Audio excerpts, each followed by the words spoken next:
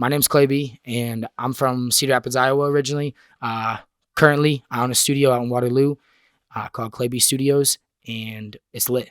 If I were to introduce myself to a stranger, I would say, if you're not an artist, you're tweaking. That's what I'd tell them. If I meet somebody who doesn't know I'm an artist, first of all, I'm not really the type of person who's going to force feed people my music or try and make them a fan. So I feel like people are going to find you, but you can put people on. Just know the difference between overextending yourself to people that probably aren't going to fuck with you anyways. Know your target market and who you're talking to, So that's my big thing is knowing your target market. I feel like that started happening to me at a certain point because I feel like when the studio started growing so much, everybody started realizing kind of who the brand of the name and everything, but they couldn't tie a face to it. But when they saw me in person or had followed, it's people come up to me all the time and are like, "Oh, I followed you for so long. I watch all your stories, but dude, it's just nice to meet you. I like this." And I hear that constantly. And I love people that follow me and straight up, I try and always give back to my people. Any person who interacts with me, I interact back if they need help with their journey of any sort. For me, it's more than just a fan interaction of somebody not seeing me and trying to treat them like I'm famous. It's more hey, what can I do for you? What can I do for you? I see that you fuck with me. I'm gonna fuck with you. And I hope I can swear on this show, right? Okay, I'm just making sure. So, but at the end of the day, I think it just comes down to caring about people and caring about the people who are going to support you. Because if you don't show people love back in the right ways and you don't repost, you don't reshare everything, there's no love in that. You know what I'm saying? It take 10 seconds to like some shit. You're not really putting in any effort into this, to reshare and to actually give love and come up to somebody in person is really how you win over an artist or show an artist that you care about their music is to talk to them one-on-one. So it's different than just give me a fire emoji on my Snapchats. You know what I'm saying? So it's different than that. So hey, it's cool, bro. You can do it to me all the time because I know you. But what if I don't know you? If it's something like that, it's I can't really we can't vibe off this, or we can't connect with this as much. I just I always appreciate the love 1000%. But I love my people, and if any of my fans ever see me out, come talk to me. We probably gonna sit down for 15 minutes. I'll buy you a drink. I don't care. All right, so I discovered 507cc. Shout out to Nathan one more time because that's the homie. End of the day, I discovered them because you guys had reached out to me through my page, and you guys were trying to do a segment on Iowa, and I really appreciated the love and support that you guys had shown, and you guys posted us on the CC Wired. I know you guys did that during the pandemic, and this is the 507 Creative one, so this is dope, and just as dope as the live wire. Wire was 507 Wired. But it was such a cool experience to have somebody organically reach out to me. And so that was kind of what drew me in to come back to do the interviews, was because you organically felt something from my music or from the journey that we were on. So I really appreciated that. And anybody who shows genuine love off rip has got my love back, So that's how I like to tell people that. So yeah, for sure. All right. So we drove to come out here 2 hours. And it was not that bad. It was a nice little drive. We had a little team meeting, a little rapport discussion on the way. But it's any drive for business or any drive for music or anything is worth the drive. For me, if it's your career, no distance is too far. I thought it was 6 hours. Don't clown me on camera because we've had encounters where we've drove places and I've overestimated or we've underestimated the amount of drive. So I would rather overestimate than underestimate at this point. And I figured when you were saying Minnesota, I'm all right, about 3-4 hours probably. But since it's so close to the border, I was wow, this is awesome. But yeah, I definitely overestimated, but that's okay. All right, I'll tell the most recent one. Lone Wolf, we shout out Lone Wolf, at Jonesy, But I'm just saying that it's different. It's different how when you travel with your people, sometimes connections or anything like that you might have missed or you might not have been able to get to. It's we were literally talking about on the way here that we need an assistant to make sure our timing is good and where we're going is mapped out and everything, because sometimes we're all artists, we're so scatterbrained. So when we went out to we were supposed to go out to Chicago, and then it was actually in Gary, Indiana, but we booked an Airbnb that was about 2 hours from the show, and we had already drove 6 hours to Gary, and we were well, we can't drive now 2 more hours on top of that before the show and then get back and spend now 12 hours driving. So we miscalculated kind of Airbnb distance. I tell everybody, if you're traveling, make sure all your stuff's down pat before you travel. It happens, it literally does happen. You get so scatterbrained and you travel so much that you're damn, I forgot we were going there that day. Literally yesterday, we were he called me middle of the day and I'm damn, that's tomorrow. It's that's how we operate. So I feel end of the day, just move at your own pace, end of the day, move at your own pace and try and take those journeys as good as you can and take your time with it. But it was any journey I take with my friends or my people is a good journey, to be real. I don't care about the distance. So this might be the hardest question that you've ever My last meal. Mm. If I were to say my last meal, honestly, I'd take two spicy chicken deluxes from Chick-fil-A and a large lemonade. Polynesian, and then potentially the Chick-fil-A sauce too, because some depending on if it's spicy or not. If it's not spicy, I'm going a different direction. But like, so a creative project that I did when I was a kid. I did a lot of creative projects when I was a kid. I'm gonna be honest. I threw a lot of different shows. We did a lot of creative ventures. I feel like that really kind of just like changed like how I was going about my music or what I valued about the music industry and everything. But for me, the genres that we were hitting, and I think that the entity of like what we were doing in our creative spots when I was a kid, like we threw shows, we did different things. The most creative project that I personally like did recently that I enjoyed a lot, I never even got to put it out. I recently did scoring for a musical, and like it was a rap style musical, but I got to rewrite with the same lyrics as the original composer. And after we had originally sent it to the composer had messaged back saying that what I had written was literally better than what he had written. And COVID hit while we were about to perform the musical, so it got canceled. But I spent about 30 hours like scripting, rewriting an entire musical out. So it was a creative venture, and that I never really got to put out there, but it taught me a lot about writing and like the dedication it takes of like any sort of writing outside of even just creating music. So that was a great creative venture for me. And like obviously the shows that we did, I created a couple albums when I was a kid. I've been sitting on an album for 4 years, so it's coming. So the album, it's no secret. The album is coming. It's called Mandela Machine. This is going to be out before Mandela Machine is announced anyways. So, but the album is called Mandela Machine, and it's been around for about 3 years, in a concept that I've worked heavily on.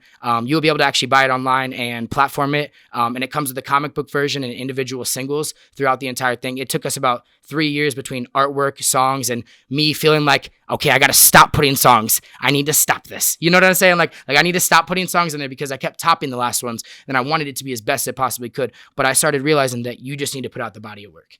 And that was the biggest thing that I learned from like the newest album that I've been working on. I got that coming out. I also have 3 singles coming out before that. That'll be coming out. I'll be announcing in April. You guys will have already seen those singles by now. So swipe up. Let me know what you actually think on that shit. So like if y'all fuck with the songs, let me know. But what I was going to say was there's a lot of different things in our future. And from albums of that, we're working on different ventures on all platforms right now. So right now, after just full songs, not including skits, there's 11. There's 11 on there, and then including skits and half songs / interludes, total songs is 16. So total songs is 16, but 11 is just straightforward songs. So I like to kind of disclaim that of like, it's not the whole album of 16 songs, but it's connected because it's a concept album that I sat with a lot, and we will be shooting a visual for it that is already going to be shot by the time this is out as well. But we've already been storyboarding for it. So there'll be an album trailer announcement too that's going to be out by September. So if you're listening to this, go peep the album trailer, go to Clayy Studios on YouTube. We're going to have more fire content out. We got Ghost Mode dropping. And on top of that, we also have Only's Buried Alive video. We shot like Lyrical Lemonade style. We do music videos. We do everything in my studio. So that's a hard one. That's a really hard one because I had a lot of connections to artists. I'm going to say, for me, I'm going to give it to, if Jack Harlow would have never made it as an artist, neither would have I. Because for a long amount of time, white rap became lyrical miracle, and it became so much of in depth of like corny rapping. But like Jack Harlow kind of brought swag back into rap and allowed white artists to kind of thrive a little bit more and get kind of in their bag a little bit more than being demoralized underneath like artists that rapped of different cultures. You know what I'm saying? So it just like, it added a lot to being like a white artist, and kind of like showed you like Logic did it for a while too, but it didn't go the exact same way as what Jack did. And like Jack came with a whole new approach. I call him the white Drake, to be honest. So like, I think that he kind of set a precedent for like, I don't think my lane would have existed. I don't think my confidence in my lane would have existed without Jack. And I followed Jack for like 4 or 5 years. And like, I saw a lot of his growth. And like, originally when I was younger, I took a lot of inspiration from Logic, but it's like, you need to have those role models in the genre that you're in, of it. Like if you're a white rapper, if you're a black rapper, if anything, like you need to find your genre and your niche before like, and what you're inspired by before you can really start asking yourself, what am I an artist to be? You know, like to be honest, like what am I an artist to be? If like, why am I making music that I wouldn't personally listen to? You know, like why would you do that? You know what I'm saying? Like so you want to make music that you listen to growing up. So it's natural to have inspirations and people who have helped you across there. Like don't ever think that you're, oh, I'm the end all be all and my music is so unique from everybody else. Everybody takes from everything. We've been around 2,000 official years in the book. You know what I'm saying? Like 2,000 official years in the book that they call it. But No, I'm just saying that it takes a lot of time to like develop a good artistry and a good name. So just take your time with that. So I will say I feel like it kind of I stopped being as much of a Logic fan, and like I still have love for Logic and what he paved in the lane and everything like that. I just started feeling like the music was becoming reciprocated and recycled too much, that I kind of lost inspiration. And so I was always on the Mac too. Like Mac was huge for me as a kid. And like I worked in Mac. I worked in Mac and Wiz studio out in Pittsburgh underneath Big Germ for like 2 days when I was out there for Mark Battles. And like I got to work one-on-one, and then the extra shit that we did when we were out in Pittsburgh was awesome. But like the inspiration that Mac did for like the soulful side of music was kind of what inspired me. Logic wasn't as much of that for me anymore, because it kind of was tied to more like a corny approach or like a reciprocated approach with regurgitated bars. I didn't want like I love Logic, and I always love what he stood for, but it's like anything. Something's gonna come to an end. Like no quarterback will always be the greatest quarterback. Tom Brady's still trying to be, and like he is the greatest quarterback, but he's gonna ruin his own legacy. So we got to think about how we come off as artists, or where like when we stop. Where's the line? You know, that's what I'll say about any artist in general. Ooh, that's a really good question, and an honest question too, that I don't feel like a lot of people will be real about. I do get stage fright. I do get nervous around big crowds and stuff like that. That can come from anxiety. That can come from ADD. It can come from anything where you do get nervous. But I feel like once I make that initial switch and I'm like on stage and good, and I know that I'm being where I need to be and I'm in the right energy, something takes over in me, but the jitters come in before. Like that's natural. You're always going to be nervous about something that you're creative about or something that you care about. You know what I'm saying? Like if you care about it, it's always going to make you nervous because it's your thing. That's your baby. You know what I'm saying? You want to make sure that you're projecting that the right way and projecting your energy. So it is a nerve-wracking thing of you trying to portray an image in front of a bunch of people, you know? So I like to just tell people that, like, remember that it's your energy. Like I don't care the crowd that came to see what. I came to perform this. I came to do this on stage. It wasn't about the crowd that came to see it. I don't give a fuck about the crowd that came to see it. If I turn 2 heads of my target market instead of 20 heads of people that aren't that way, then fuck that. Seriously. So yeah, my first show, I had a different first show than a lot of people. I was 16 and we threw a New Year's Eve show in Cedar Rapids, and I was 16. I threw it with an artist who had graduated from my current high school at the time, and he goes by Riley Mobs. He owns Young Creatives. Shout out to Young Creatives. They're another great Iowa company as well that does videography.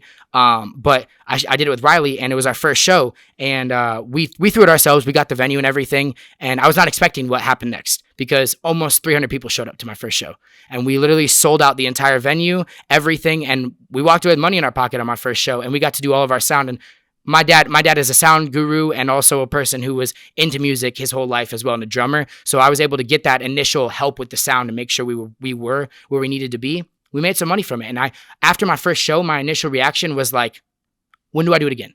You know what I'm saying? Like, it wasn't like, I wasn't scared after that. I was just like, when's the next one? You know what I'm saying? Because I was like, wow, that was really easy. Then later down the line, we threw FBG Duck in Iowa City at Gabe's. Rest in peace, Duck. For real. Rest in peace to a real one. That was an endeavor in itself. Like, to be honest, shows are risks. Being a promoter is a risk. Being anything in music industry is a risk. If you literally got into a music industry thinking this is going to be easy, find another industry, bro. Because the industry that we're in is the bungee style industry that you got to make the leap of faith, and then you got to throw that bungee back to your people after. So what I always tell people is just to remember that like, you will take a lot of risk and you will take a lot of things on throughout your journey. And like throughout even Duck, like I'll tell this story because I think it's hilarious. And like, this kind of reminds me slightly of Lil Dicky's kind of like his show that he kind of had, where like his story of like how he got on to what he did, you know, where he kind of paid YG and everything for the feature. It was kind of the same for me, where when we did Duck, it was $2,500 to pay down the deposit for Duck. I'm just going to air that out. Obviously, he's dead. So like, it doesn't matter if I air out his show price, but $2,500 was our deposit. And I went into Veridian bank account, or to my bank account and everything. And I was like, okay, so I need $2,500 deposited to Cash Money Gang Entertainment. And so like an 18-year-old white kid coming into a bank and saying like, I need to wire transfer $2,500 to Cash Money, like, you know, it wasn't Cash Money Gang, but it was like Rich Homie Guap Entertainment or something like that. It was something crazy. I can't even remember the exact name. That's how out of pocket it was, that they literally thought I was getting like scammed out of thousands of dollars, that we stood there for almost 2 hours to have to verify all the information to even get the wire transfer sent. So, and then right after that endeavor happened, it was crazy to me, but after that endeavor happened, we literally paid the money and we didn't hear anything back for like a whole month. So for me, I'm literally sitting there. I'm on edge. I'm like, we're about to get screwed over right now. We're about to get screwed over. Everything's over. All of our money's gone. All of our assets are gone. We're done. And then literally I get a call randomly, and it's a Chicago number. And it's like, hey, bro, I got April 13th, May 24th of June. If any of those don't work for you, bro, then I'll get you some money within the next 6 months. And I was like, all right, we'll get back to you. He's like, nah, now. And I was like, all right, bro, all right, let me talk to my homie real quick. And literally came up to me, was like, all right, we're picking this date. Yeah, we'll take that date.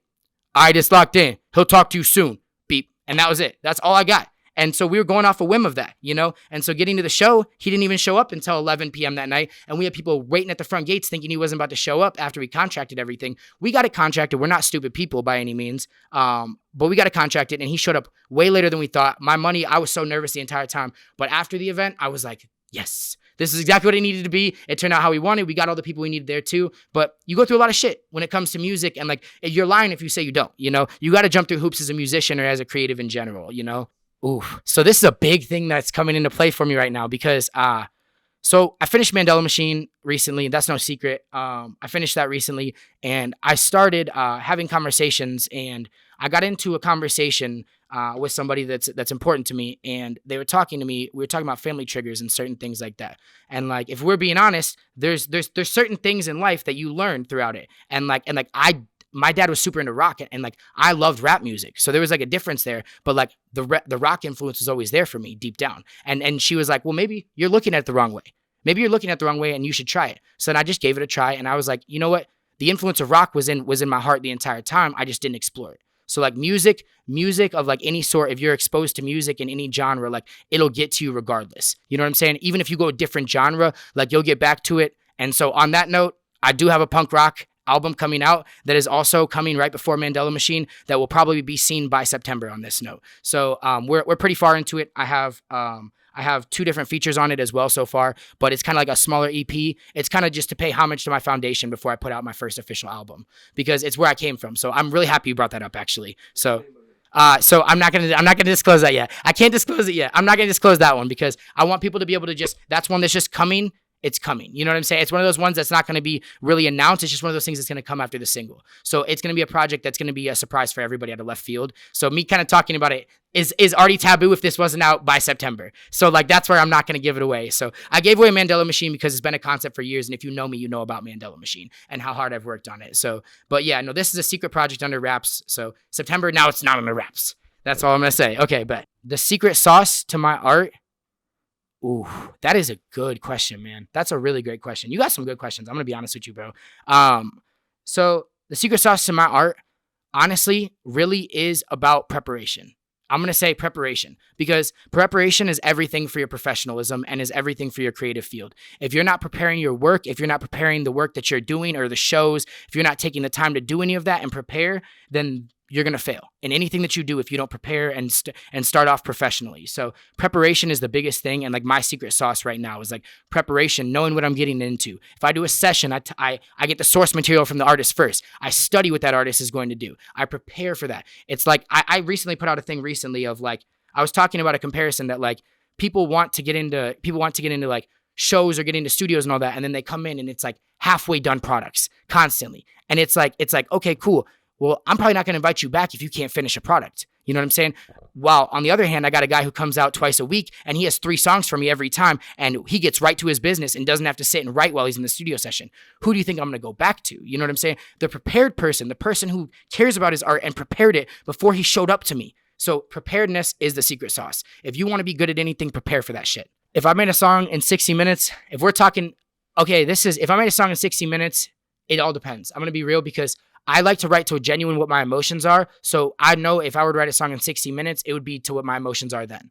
So like if I were to write a song in 60 minutes now, I'd be feeling like on a happy vibe, on like a certain vibe like that, where I don't try to disingenuine myself for anything, because I can make a trap record, I can make a regular record, I can make a different record of any genre if I wanted to. But if it's not genuine to what I'm feeling in the moment, then I'll never be genuine in the song that I create. That's what I always believe. So, and I love creating in the moment and being spontaneous, but know the emotion that you're in the moment when you're spontaneous. Added right now, like the songs that were made in 60 minutes, both of them actually, Love Song and The Dark, they both were kind of a spur of the moment thing that kind of happened. And Love Song came with my buddy Nato, who came over to my house when I lived out of the city and came to me with a hook. And he was like, I got this hook, bro, and I don't want anybody else on it but you. So I need you to write this right now. And literally I wrote it and I came back down and showed him, and he was like, all right, we're going tomorrow to the studio. I'm not doing anything else. And we wrote the whole song in 60 minutes. The very next morning, we got up at 8 a.m., recorded the whole thing, drove straight back, and then he left. So that one happened like that, and that was 60 minutes, and that's a love song on Spotify, Apple Music, everything. It's been out for a long time.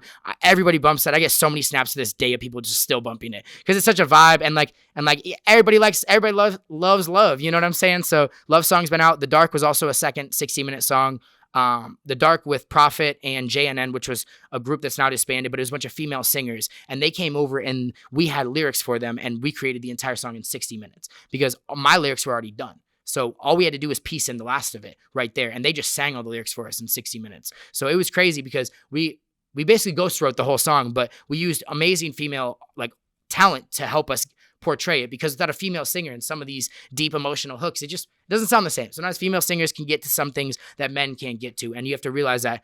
And women sell tickets, women sell numbers, and sex appeal sells. So just remember that about artistry to every single person. At 70 years old, I'm hoping to be on some Don shit. I'm going to be honest. I'm hoping to have labels. I'm hoping to have labels established and people established around me that are taking control of my assets and of the label further by the time I'm 70. I plan to kind of build out a label and build out my lifestyle. I plan to be married, and by 2027, I'll be purchasing a cottage. Hey, you know what I'm saying? On some Jack Harlow shit, just for real, on that Rotten song, I'm gonna have a nice property, and I'm gonna take my time with it, you know? And I'm taking my time in the creative journey that it takes to get there. I don't care how long it takes to get there. I'm gonna get there regardless. It just depends who I get there with. That's I'm gonna put it at for that T. Yeah. So no pets right now. I'm living in Waterloo. I had pets for a while. I don't anymore. I'm living in Waterloo right now and currently operating my business out of there. Look me up, Clayy Studios. I can help you with anything that you need. If you're in Minnesota, if you're in Iowa, if you're in any surrounding state, come out. Let's talk. You know, that's really me. But I live there, but I live in the United States anywhere that I need to be, you know? So I'm not tied down to anything right now. So, I mean, I don't know if my vocal cord's going to be good by 70, bro. I ain't going to cap to you. I don't know if they're going to be good by 70, but I mean, I'm hoping that there's going to be reunion shows, stuff like that by 50, 60, just like what Dre and Snoop just did at the Super Bowl. It's the same thing to me, where it's when you're grown, you go back and pay homage to what you built. I want to look back and in 30 years, people be able to celebrate what we built and to leave that legacy there. And by 70, I'll have all my masters sold off, and that'll be my fucking 401k plan for all my people, and everybody's gonna have $1 million houses. So that's where I'm gonna leave it at that. Yeah, nah, seriously, living life to the best. I'm grinding now to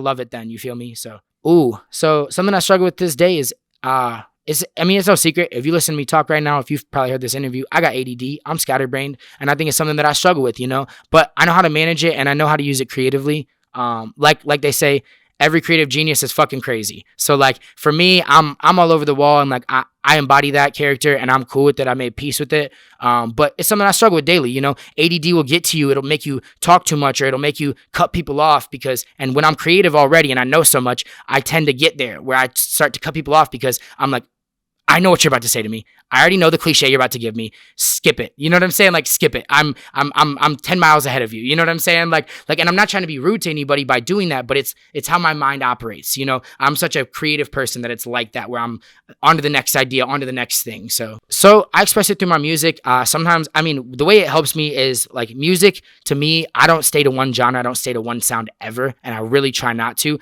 but my ADD can be super nice for that because it gives me something to focus on. You know what I'm saying? It gives me something to focus on, where if I take on a new genre, if I take on a 6-hour writing process for a song, then I'm so focused for that 6 hours that nothing else matters around me. So it kind of makes me zone out with the ADD thing. I kind of treat writing music like my Adderall in a way at this point now. So yeah. Ooh, that's a good question. Dream collabs, dead and alive. So alive right now, first of all, like I said earlier, I'm just going to say it again, Jack Harlow. I love Jack Harlow, and I think what he's building right now is huge. So I would love to be a part of the monumental side of what it's creating for the white rap industry and the swag that it's bringing back into it. I'd love to collab with him now. I would have said Drake for a long time, but Drake's in a victory lap moment right now where I'd love to collab with Jack Harlow and get with him now. So that's the one I would want to do. Dead artist. This is out of pocket because of the Rockstar shit I've been on recently, but DMX. I would link with DMX because I loved the raw energy he had, and I think honestly DMX was such a such a scream inspiration that was so ahead of its time that I would love to do a off the wall collab with DMX. I know it'd be out of pocket, but I'd love to do one with DMX. So that's where I'm at with that one. Who do I think I was in my previous life?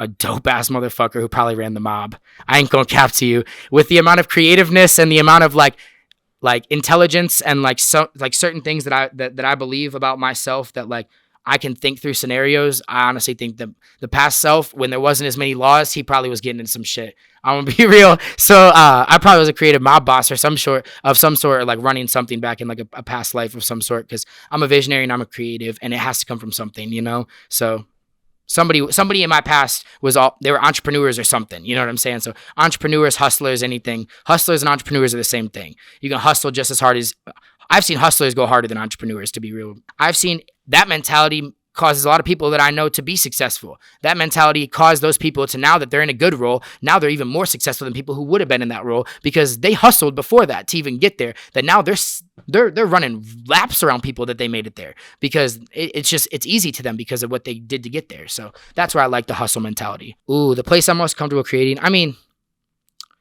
obviously it comes down to my studio, because like I love my studio and I love what I've created there, and like I know my gear and I know my people and like the energy I have in that studio. So I love creating music there, but I can't say one place is my favorite, because recently went to Denver, did a collab out there with Royal and Willie Lewis. When we were out there, my inspiration just hit a different level. And like we were driving out to the mountains, and like we were in the mountains, and my writing was on a different mindset, because we were in the mountains in a private area. I felt so good. You know, you got to get to smoking sometimes when you're in Colorado to get your mindset open. But sometimes I feel like that's an ongoing question. It's like, where's your favorite place? I feel like that's a top favorite place. I'd like give a top 5 list of like my favorite places I've wrote songs before. Like, cause I don't ever feel like I'm attached to just one place to write something. Cause I feel like it's in here. It doesn't matter where it is. It's in here. So Denver. That was recently Denver. I literally pulled up to Denver. We were at Zeph's show. Shout out to Zeph's show. Shout out to the Sunnyside Collective as well too. We were at Zeph's show down there. Did some recording stuff with them down at their Airbnb. And then I went over to my buddy Willie's house, created that with Royal and Willie, as we literally went and shot a simultaneous like snippet and like video clip for it. So I think that was like some of the coolest recording and organic, like in the moment vibes I've had in a while. So like getting out of my element was nice for me too. So my studio is dope. And if you're not fucking with me, you're fucking up. That's really how I gotta put it. Is we care so much about our people that all my people are family. And like no matter what, like from music videos to anything, every person in the circle is family to me already. And like I treat them as such. That's just, it's a vibe. It's a family. It's a family that you come to. You're not paying for a service. You're not paying for any of that shit. You're getting a family and people who will support you always. It's for life and a connection. So that's what I love about my business and what I've built in the vibe, because I don't feel like any of my connections are disingenuine. And if they are, they're not in my life anymore. So that's how I run my business and how I run my life. It inspired me a lot as a kid. To make my studio was my dad. My dad was a musician. He traveled a lot when I was a kid for shows, did festivals, did certain things like that, like Rockfest, all of that constantly. So I was in and out of studios. I was watching Danny Phantom outside control rooms my whole life. And then so I learned audio growing up. The first time I learned how to use a live board was my dad yelling at me across the way to turn down the kick. And because he's a drummer. So my dad was a drummer my whole life. So I learned about sound and I already was into sound. Then I went to school for it and got deeper into it. And I was already an artist too. So just kind of, it all fell into place for me to know what I kind of wanted, you know? And so I'm grateful for that, like how this all kind of turned out for me so far. And like, it's a constant ongoing journey. Platinum records to all my friends within the next 10 years. I'm already seeing it. So keep it up. You know, that's my mindset. Oh yeah. That's where I think the soul comes into my music a little bit more. Cause I used to listen to like Mary J. Blige. I used to listen to like all the old like soulful stuff that came out back in that era. You know what I'm saying? Like Lil' Kim, all that. My mom showed me so much of that different, like female, like led rap and like soul rap and like soul hip hop and all of that. Like kind of showed me the cross between R&B and hip hop and made me love R&B as much as hip hop. And like as much as I loved hip hop, it's weird that my dad was a rock star and I loved hip hop so much that like R&B was the first genre that I was like, oh, these just fit so well together. Like it fit with me. Like my mom kind of connected those dots for me and it kind of grew my love to hip hop more. So like my dad had his own way of teaching me the love of sound and like the importance of being around music and creative people. And I think my mom just really taught me about like understanding the soul in your music, because if you don't have soul in your music, you can't fake soul. You can't fake soul. If you don't have soul in your music, if you don't put heart and emotion in your music, everybody else is going to hear it. You're only lying to yourself. Let's be real. You know what I'm saying? You're only lying to yourself at the end of the day. Why lie to everybody else, you know? Oh, they hated it. They hated it at first. Well, because every every parent doesn't want to hear their kids say that they want to be a famous rapper when they grow up. They want them to be a doctor. They want that right off rip. Obviously, like, my parents support me. My dad was a musician. He helped me throw my first show. So like, he was behind me no matter what. But I don't think they wanted me to be an artist at the time because they knew the life that it came with, and they wanted like me to have a solid fucking 4-year education and all that. And it's like, well, mom, like when I was in 2nd grade, they asked everybody, you know, like, they're like, well, what do you want to be when you grow up? And like, everybody was like a firefighter or a nurse or anything like that. And I was like, well, I want to be a business mogul who owns 4 different companies, runs a label, and owns two recording studios in the East Coast and West Coast. But like, I can't tell Miss Karen that when I'm in 2nd grade. You know what I'm saying? So like, I always felt like my aspirations, I couldn't put into words. So I just knew my heart and my mindset were in the right place. And no matter what other people did, I know that they supported me always. And I don't take that any sort of way as to how it started, because I know where their support and everything lies now. And I think my consistency has proven that. I think at first, every parent is like, oh, well, this is just a phase, you know, and then it starts turning into 3 or 4 years, and then it starts paying all my bills, and my car note's good, and my house is good. Like, that's where it started changing for how they respected it, you know? And it's crazy because, it just takes time. You know, they gotta vet and understand that like you're actually in this for the right reasons, or that you're actually trying to build this for the right reasons. They don't come around the studio very much because, well, my dad hasn't much. He's been doing a lot of different stuff. He has a home studio too with like his drum set up. So we're actually doing a collaborative project on the Rock EP. So that's where it's gonna be really unique, because it's kind of like almost like a father-son style thing, but he's gonna be doing all the drumming for it directly. So, and he's an amazing drummer. He's in a Foo Fighters tribute band called Fresh Fighters in Iowa, and they're huge. And they've done some great music videos, worked with some great like music video directors as well, just embodying Foo Fighters. I love the Foo Fighters as well too. I kind of had a little bit of like punk alternative with a little bit of like Foo Fighter vibe in me, a little bit, to be honest, where my rock was kind of going. It's not like super grungy or anything crazy like that, but it just had like my soul of like what I loved about rock in it. And so my dad still comes around. My mom helps my life, always tells me what I need to be doing, make sure I'm eating. My mom's literally on my ass about cleaning my room. So, you know, I'm grown, and I still like will be on FaceTime with my mom, and she's like, you didn't pick up your dirty clothes off the ground? Like, I'm grown. I'm in my house right now. You can't tell me to pick up the dirty clothes off my ground. And she's like, are you going to do it? You know what I'm saying? Like, it's one of those things where she cares, and I could tell she cares. She doesn't understand the creative spot as much of where I'm coming from, but she cares. And I love my mom. She's done so much for me in my life. So I'm blessed to have both the parents I do. So we kind of talked about, I got 3 singles coming. The 2 will be announced in April. 1 will be coming out in May. I have the Rock EP coming out. And then on top of that, I have Mandela Machine coming out late summer. So it's going to be really interesting to kind of see what we come up with these next few months. I went from 3 years of no music at all to now I feel like I'm going to flood people with like 40 songs of some really fire shit. So hop on or hop off, you know what I'm saying, type shit. Like, it's really like that, like, because I don't make music to prove it to people. I don't make music to appease to people. I make music because it's what I love to do. And I want to share this with the world. So no matter what it is, I'm going to go all out. And that's just me as a person and my mission. So now that I'm ready to go all out, I've stacked up the content and I'm ready for it. Like I said, preparing is my secret sauce. Is that little sprinkle. You know what I'm talking about? It's that little sprinkle. Music videos and shows right now. We shoot a lot of music videos through Clayy Studios. Our content is on Clayy Studios on YouTube. You guys have co-shouted us out. If you're already on this page, you probably already see my shit, and I fuck with you. Just understand that much. I fuck with you. But for shows, right now we have Carpe Diem opening for Dizzy soon with Lone Wolf. We're going to be doing our press tour this summer. And we're just kind of getting our footing across the United States to kind of start mapping out our next plays. So like right now we got a few shows coming up, and we've just been focusing so much on the behind the scenes right now of securing what we need to do to make this the best we possibly can. So there's a lot coming. Like I honestly think this year is going to be the biggest year for my studio and for all of us this year. And I can just feel it in my soul. There's a change and a shift within people right now. And I know we talk a lot about spiritualism, but I believe in that. So, you know, shout outs and people I'd like to thank throughout this whole journey.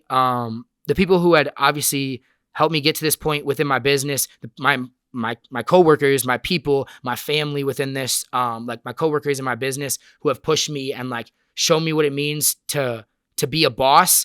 And also at the same time, love your people and let them have their creative energy too. So like for me, I'm shouting out my people because the importance of letting people be who they are and like their creativity, not squashing it, is so important if you want to have good people in your life and creative friends, because creative people are so scatterbrained. If you offend somebody or you shut them down once, it can change something forever. So my shout outs are to all my people who have rode with me throughout this creative journey and have kept that same mentality with me, because ego is the killer in this. And if you don't have an ego, you're probably already on my team and you're probably already a good person and established in this. So just keep your mindset up and realize that the shout outs come to all my people that have supported me to this point, because I would not have been anywhere without that. I literally would not have been anywhere without that, or the people reaching out through Google, the people reaching out through Facebook. We're literally #1 most reviewed studio in Iowa. We're #1 most reviewed, and we took down 10-year competitions in 6 months of being online. And I'm not talking 5 stars like you don't click through it. It's 5 stars. Clayy is the best engineer I've ever worked with. He helped me set up my home studio. Read about me. I don't give a fuck what you think about me. Read about me. If you don't fuck with me, then you're stupid. Let's just be real. I'm sorry. I'm talking my shit, but it's just, I'm such a genuine person that we need to realize that when there's people out here trying to do good, to not view them as negative, because people look for people to bring their emotions and negativity too. And so to find good creatives and good people who are about making good things, don't disturb that, or don't ruin that for yourself. Don't ruin good connections in your life, or don't try and push people away because you got offended or you got butthurt. Your ego will kill you in this game. So always remember that. That's what I always try to remember. So I'm gonna actually give a shout out. This is crazy, but in my high school, I was honestly really nerdy growing up, and that's no secret. I read a lot of comic books. I went to a lot of nerdy shit. I was a musician. I didn't go out and about and really party like that or do any of this traditional stuff a lot of kids did. So my LA teacher in high school, it was the first unique thing that I really jumped onto and got addicted to, and it taught me about how my ADD actually works. My professor, not my professor, that was in college. Oh my God. In high school, my high school teacher showed me how to solve a Rubik's Cube in high school. And so it kind of it was a process of determination and sacrifice that it took to learn all the equations and all that, and to learn all the algorithms and how to properly solve the cube in a certain amount of time. It just taught me discipline, and it was something so random of a skill, but we sat every single day and talked about it. So it was something where I connected with that teacher so heavily, because we bonded, and I was there almost every single day after school, and I ended up starting a Rubik's Cube club in high school, random as hell. But I started a Rubik's Cube club in high school, and we got sponsored by Speed Cube Shop. We got sent a bunch of Rubik's Cubes and all that, and we went to a couple baseline little things where it was Rubik's Cube meetups and stuff like that. But it was nerdy, but it was the first teacher that ever let me explore my nerdy side as much. You know what I'm saying? And just was you're cool. I want to teach you this stuff. I'm a nerd too. Let's relate with each other. I'm not going to talk to you like a teacher. I'm going to talk to you like another human. So those are teachers I always valued so much. And I got more that I could go on to. I really was blessed with the teachers that I had in high school that kept me going. Another one I would want to give a shout out to is Jason Wood, as well, from Wash, just because I never really in life, they don't teach you in high school about the shit that you actually need to survive. You know what I'm saying? They don't teach you survival skills or certain things like that, or life skills that you really need. So the business classes I took with him were about life skills. It was about turning things in on time. It was about meeting deadlines more than anything. He was the coolest teacher and the best teacher in the world, but he taught you the importance of life skills.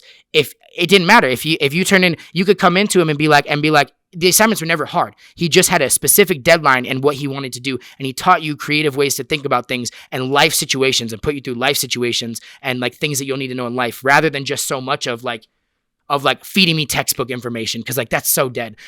Teach me where to go for groceries. If I'm one person, tell me that I need to go to Walmart. If I'm a family, you need to be teaching me about Sam's and how to find the best deals, or how to find these things. Teach us how to survive and to live off of the means around us. If I'm in Cedar Rapids, you should be teaching us about where to find laundry mats, how to do your shit at laundry. These are things that I wish we would have known. You kind of get out in the real world and it's all right, figure it out, bro. You're in college now. You got to live by yourself and do all that. You can't, there should have been home skills and life skills that should have been taught in high school. So that's where I always shouted him out for that, for the way that he did that. So, I grew up with a lot of kids that are so supporting. So that's all love. I could get into that all night, but but no, seriously, that goes down to so many different things. And I have so many inspirations and people who have fed into my knowledge, and I always listen to information no matter what person it comes from. I don't care if I respect that person, don't respect that person. If I can learn from something, good or bad, I'm going to learn from it. So that's what I always tell you to do, no matter the people come into your life or have inspired you to do that. So yeah, for sure.